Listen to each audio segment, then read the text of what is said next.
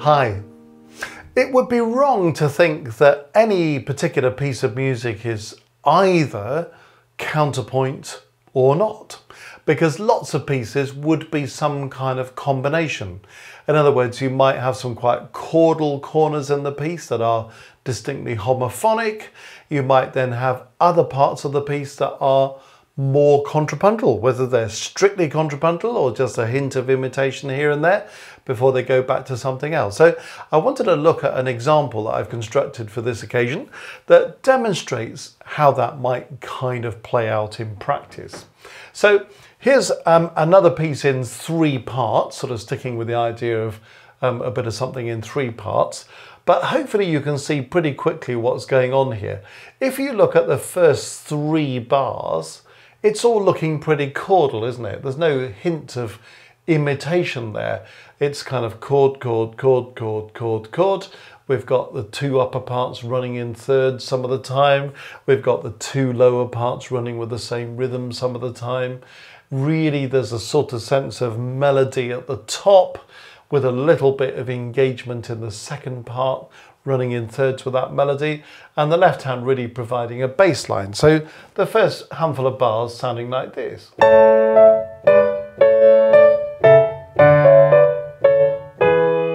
So it still feels very Baroque, doesn't it? A kind of sort of triple time Baroque dance of some kind. But you can see and hear that it's really homophonic writing. When I look at the last 3 bars, I've got the same kind of picture, haven't I? So the last 3 bars go like this.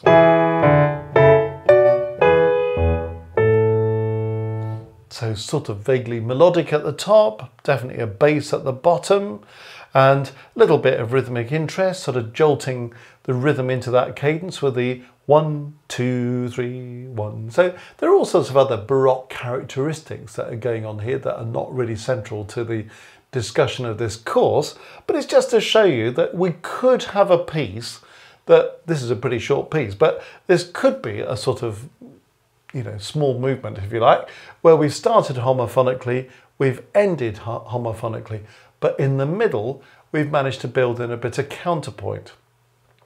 Now, what's happening here is that a little figure starts in the bass in bar 4, and it's simply this. Now, you might listen to that and say, well, it doesn't sound like a point of imitation to me, it just sounds like a kind of running bass line. Well, it does, and that's where it starts. And if it were to carry on, we wouldn't think too much about it, would we?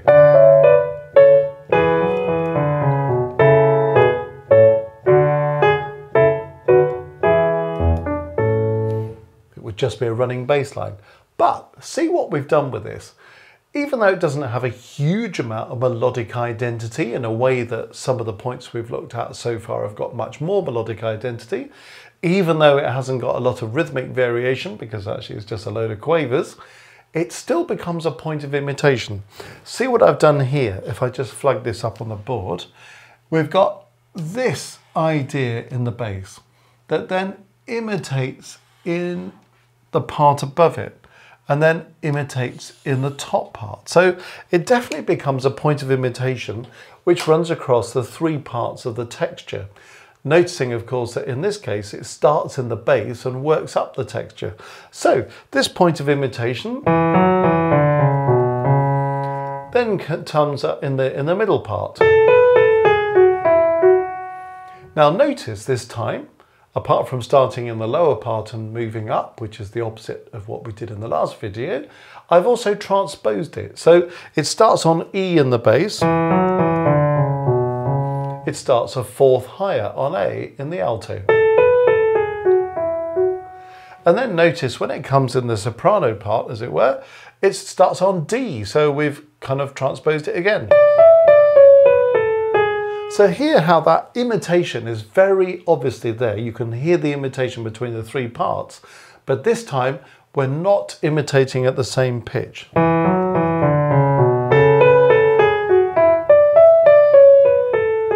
Put that together.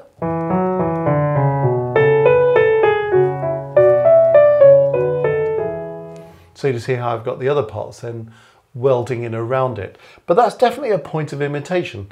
The point of this video though is to show you how that could just slip in. You know, we've got a 4-bar phrase that's homophonic at the beginning of this extract. When we get to the cadence point, there's an imperfect cadence in an A major going into bar 4. We start off by having a bit of movement in the bass because you wouldn't want it to stop dead in bar 4 before you carry on again. I mean, you could do that, but it's sort of more interesting to have a bit of movement. But this time, a nice kind of clever touch compositionally to say, well, what starts off sounding like a little bit of a running bass just to fill in at the cadence itself becomes this point of imitation. What am I doing then? Well, the bass keeps going. So having kicked off the ya do do do do do dum, I carry on with it writing a bass line. So the bass is going. Now, interesting when you come down to this bar that actually I've got a bit more quaver movement going. It's not really part of an ongoing imitation, but the quavers sort of make it feel as if it's still being a little bit imitative, even though it's not really. But the bass part in this bar 5 here, just very simple repetition of a note, just to keep the harmony going. Then in the next bar, in comes the top part. And because I'm transposing it, it's giving me more harmonic opportunity. You see, when it comes first of all in the bass part in bar 4, it's part of chord 5. If you look at this chord 5, we've got E, which is the root of chord 5, upper auxiliary, back to the E, passing notes.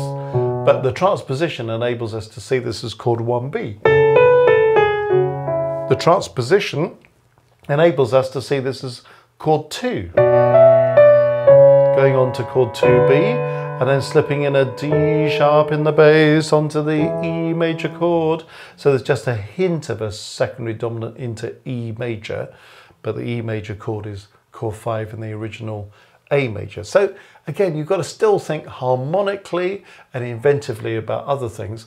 But here's a little point of imitation that comes in, spreads across the 3 parts, transposes each time, and then goes straight back into a more homophonic finish. So the idea being that we don't just think, is this piece a piece of counterpoint, or is this piece a piece of homophony? If you're going to write a fugue, it's going to be counterpoint all the way. You may have a movement that's entirely solidly chordal, that's fine, but you'll also make this sort of in-between stuff. So have a listen to how this fits together, and in particular, how we manage to weld together these contrapuntal and homophonic ingredients.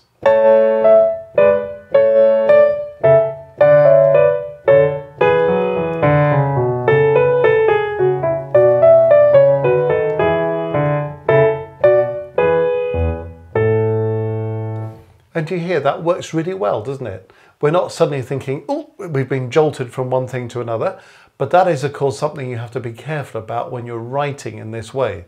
You don't want it to sound like this is solid homophonic writing and suddenly we've gone crazy and there's counterpoint flying everywhere and suddenly we're going at 4 times the speed we were before, and then whoop, on go the brakes and here come some chords. It's got to float out of it. Notice that this embellishment of the chord 5 just makes it feel as if it belongs to the homophony that goes before it, just using auxiliary and passing notes. Notice that I introduced some quavers in bar 3. So these follow on. That's a natural development of a pair of quavers in bar 3. Now I've got 6 quavers in bar 4. So it kind of flows on. We don't want to, when we come out of it, to have a chord that's going nowhere. So I'm trying to keep the bass moving a bit when I come out of that bit of imitation, So that keeps moving, so we don't stop there. So this is the way in which we weld together the homophony with the counterpoint. So I hope that gives you some kind of insight into how the two things might sit alongside each other very comfortably and how you might vary the texture during a movement of a piece and make it all the more effective for doing so.